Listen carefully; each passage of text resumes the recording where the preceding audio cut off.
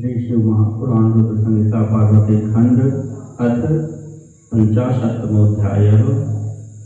शिवाशिव के विवाह कृत्य संपादन के अनंतर देवियों का शिव से मधुर वार्तालाप। ब्रह्मोवाच ततश्चाहं मुनिगणैः शेषकृत्यं शिवाज्ञया आकर्षं नारद प्रीत्या शिवाशिव विवाहतः तयोः शिरोभिषेकश्च बभूवादरस्ततः ध्रुवस्तदर्शनं विप्राः कारयामासुरादरात्। ब्रह्मा जी बोले, हे नारद, तदनंतर मैंने शिव जी की आज्ञा से मुनियों के साथ परम प्रीति से शिवाशिव के विवाह के शेष कृत्यों का संपादन किया। उन दोनों के सिर पर आदरपूर्वक मांगलिक अभिषेक हुआ और ब्राह्मणों ने आदर के साथ उन्हें ध्रुव दर्शन कराया। हृदयालंबनम कर्म बभूव तदनंतरम स्वस्तिपाठश्च विप्रेन्द्र महोत्सव पुरस्सरः। हे विप्रेन्द्र, उसके बाद हृदयालंबन का कर्म तथा बड़े महोत्सव के साथ स्वस्ति वाचन हुआ। शिवा शिरसि सिंदूरं ददौ शंभुर्जाज्ञया तदानीं गिरिजाभिख्याद्भुता वर्ण्या बभूवः ततो विप्राज्ञया तौ द्वेकासनसमास्थितौ लेभाते परमां शोभां भक्तचित्तमुदावहां।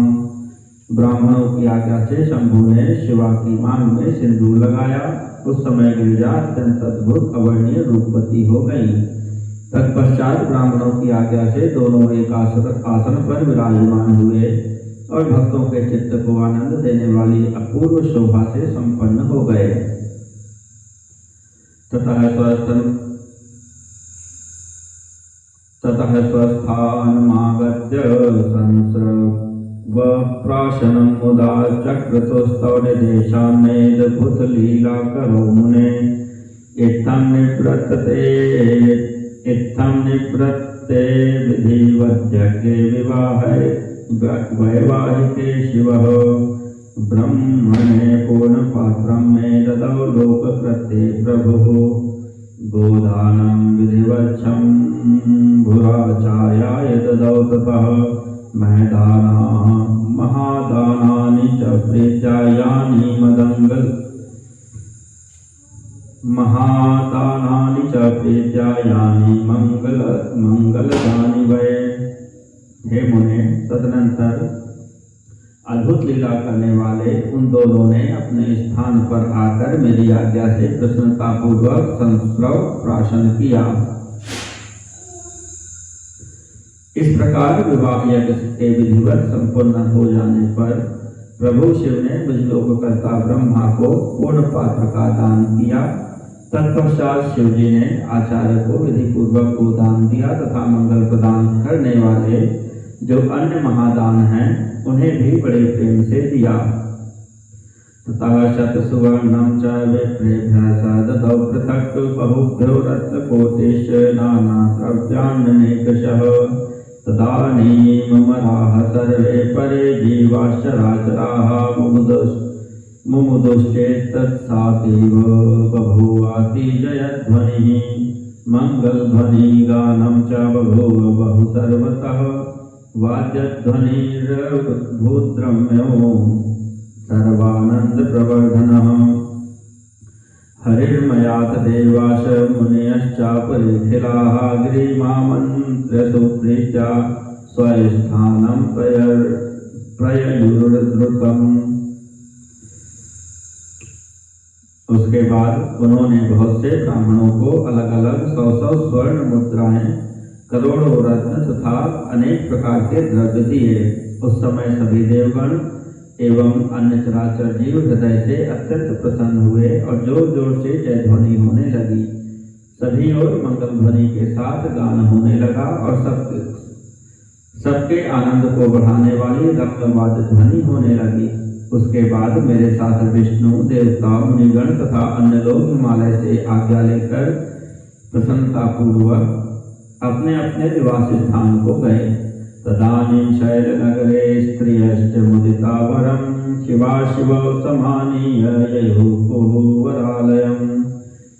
उस समय हिमालय के नगर की स्त्रियां प्रसन्न होकर शिवा एवं शिव को लेकर दिव्य कोहबर घर में गईं। लौकिकाचारमाज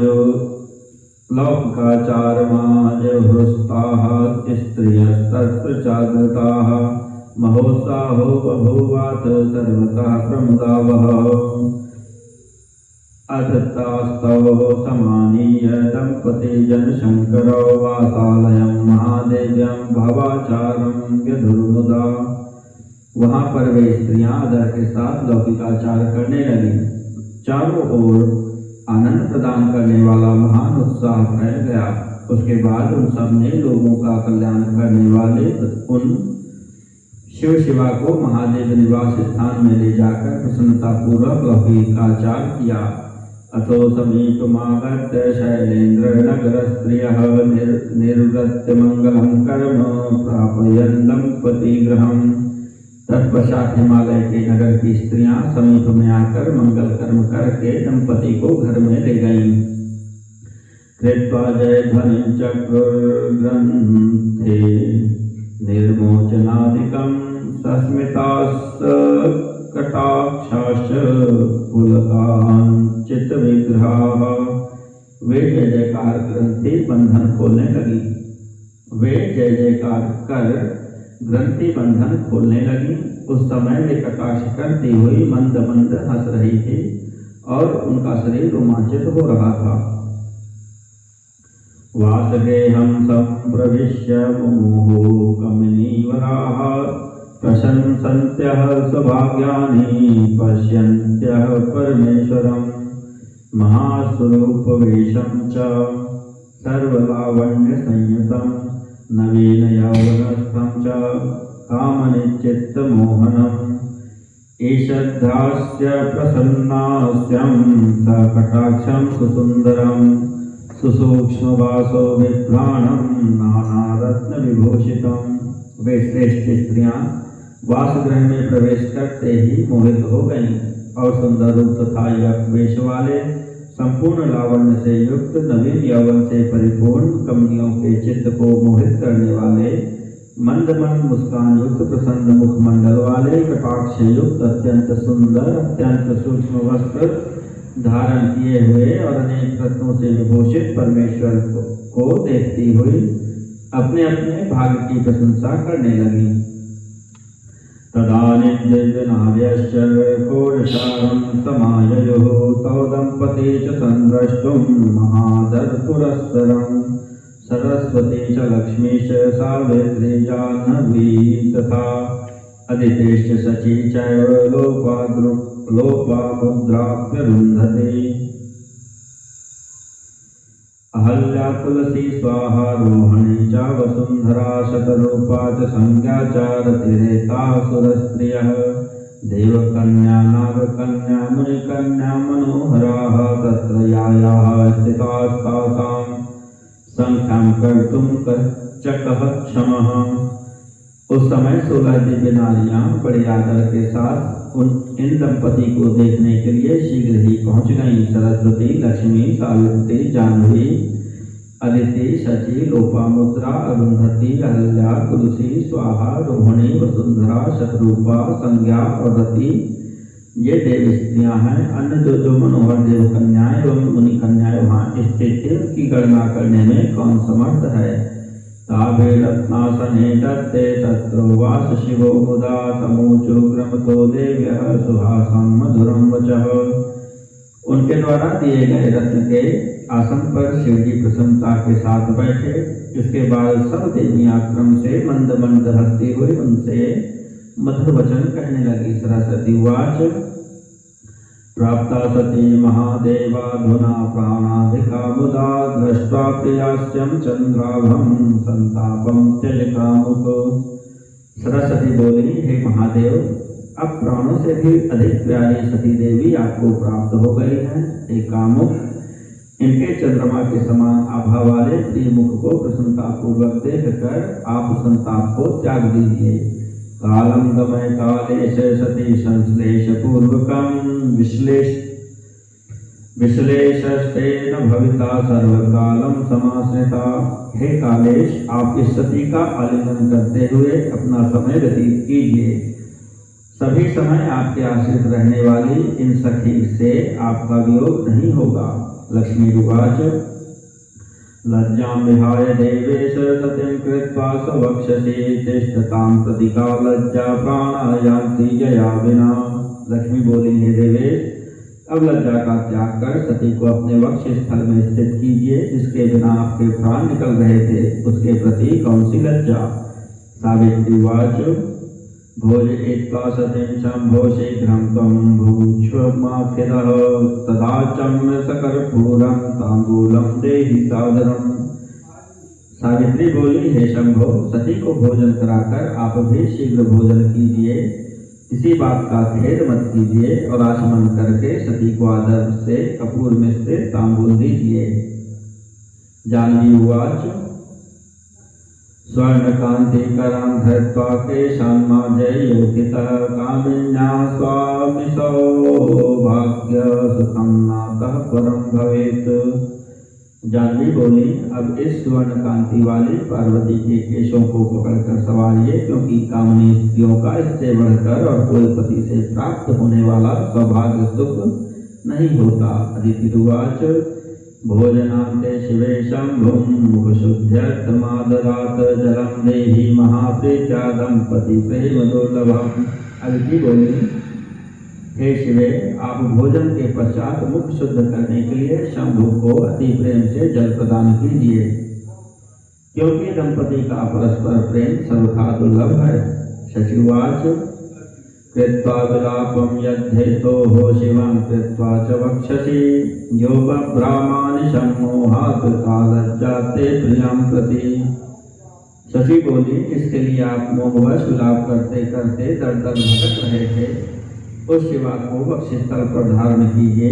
उस प्रिया के प्रति आपको लज्जा क्यों। लोपामुद्रोवाच व्यवहारोऽस्ति च स्त्रीणां भुक्त्वा वासगृहे शिव दत्त्वा शिवाय ताम्बूलं शयनं कर्तुमर्हसि। लोपामुद्रा बोली, हे शंकर, भोजन करके आप वासगृह में जाइए तथा स्त्रियों का व्यवहार, यह स्त्रियों का व्यवहार है। आप शिवा को तांबूल देकर शयन कीजिए। अरुंधति उवाच मया दत्तां सतीं मेना तुभ्यं दातुं निश्चिता विविधं बोधयित्वे मां सुरतिं कर्तुमर्हसि।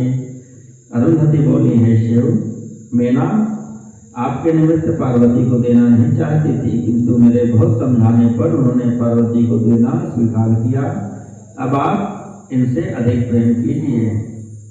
अहल्योवाच वृद्धावस्थां परित्यज्य यातीव तरुणो भव येन मेनानुमन्येत तां सुतार्पितमानसा। अहल्या बोली, अब आप वृद्धावस्था को छोड़कर पूर्ण युवा हो जाइए, जिससे कन्या देने वाली इस मेना को पुत्री दान से संतुष्टि प्राप्त हो जाए। तुलसी उवाच सती त्वया परित्यक्ता कामो दग्धः पुरा कृतः कथं तदा वसिष्ठः प्रभो प्रस्थापितोऽधुना। तुलसी बोली, हे प्रभो, आपने पूर्व काल में सती का त्याग किया, उसके बाद कामदेव को जलाया। अब आपने पार्वती को प्राप्त करने के लिए हिमालय के घर वशिष्ठ को कैसे भेजा। सो स्वाहोवाच स्थिरो भव महादेव स्त्रीणां वचसि साम्प्रतं विवाहे व्यवहारोऽस्ति पुरंद्रीणां प्रगल्भता। स्वाहा बोली, हे महादेव, अब आप स्त्रियों के वचन में स्थिर हो जाइए, क्योंकि विवाह में स्त्रियों की प्रगल्भता एक व्यवहार होता है। रोहिणी उवाच कामं पूरय पार्वत्याः कामशास्त्र विशारद कुरु पारं स्वयं कामी कामनी काम सागरम। रोहिणी बोली, हे कामशास्त्र विशारद, अब आप पार्वती की कामना पूर्ण कीजिए। आप स्वयं कामी हैं, अतः कामनी के काम सागर को पार कीजिए। वसुंधरा उवाच जानासि भावं भावज्ञ कामार्तानं च योगिताम् न च त्वं स्वामिनं शंभो ईश्वरं पाति संततम्। वसुंधरा बोली, हे भावज्ञ, आप कामार्थ स्त्रियों के भाव को जानते हैं। हे शंभो, स्त्री अपने स्वामी की ईश्वर भाव से निरंतर सेवा करती है। वह पति के अतिरिक्त अपनी किसी भी वस्तु की रक्षा करना नहीं चाहती। शत्रुकोवाच भोगं दिव्यं विना भुक्त्वा नहि तुष्येत क्षुधातुरः येन तुष्टिर्भवेच्छम्भो तत्कर्तुमुचितं स्त्रियाः। शत्रुपा बोले, भोग से तड़पता हुआ व्यक्ति दिव्य सुख का भोग किए बिना संतुष्ट नहीं होता। अतः हे शंभो, जिससे स्त्री को संतुष्टि हो आपको वही करना उचित है। संज्ञोवाच तूर्णं प्रस्थापय प्रीत्या पार्वत्या सह शंकरं रत्नप्रदीपं तांबूलं तल्पं निर्माय निर्जने। संज्ञा बोली, हे सखी, रत्न दीपक जलाकर एकांत में पलंग बिछाकर और उस पर तांबूल रखकर परम प्रीति से शीलतापूर्वक शिवा के साथ शिव को स्थापित करो। ब्रह्मोवाच स्त्रीणां तद्वचनं श्रुत्वा तावाच शिवः स्वयं निर्विकारश्च भगवान् योगीन्द्राणां गुरुर्गुरुः। ब्रह्मा जी बोले, स्त्रियों के वे वचन सुनकर निर्विकार एवं महान योगियों के भी गुरु भगवान शंकर जी उनसे स्वयं कहने लगे। शंकर वाच देव्यो न ब्रूत वचनम एवं भूतम ममांतिकं जगतां मातरः साध्यः पुत्रे चपलता कथम। शंकर बोले, हे देवियो, मेरे समीप इन प्रकार के वचन को आप लोग न बोलें। आप सब पतिव्रताएं एवं जगत की माताएं हैं, फिर पुत्र के विषय में इस प्रकार की चपलता क्यों। ब्रह्मोवाच शंकरस्य वचः श्रुत्वा लज्जिताः सूर्योषितः बभूव संभ्रमातूष्णीं चित्रपुत्तलिका यथा। ब्रह्मा जी बोले, शंकर की यह बात सुनकर सभी देव स्त्रियां लज्जित हो गईं और संभ्रम के कारण चित्रलिखित पुतलियों की भांति चुप हो गईं। भुक्त्वा मिष्टान्नमाचम्य महेशो हृष्टमानसः सकर्पूरं च ताम्बूलं बुभुजे भार्यया सह। तदनंतर मिष्ठान ग्रहण कर आचमन कर प्रसन्नचित्त महेश ने पार्वती के साथ कर्पूर युक्त पान का सेवन किया। इति श्री शिव महापुराणे द्वितीयायां बुद्ध संहितायां तृतीये पार्वती खंडे परिहास वर्णनम नाम 55वां अध्याय।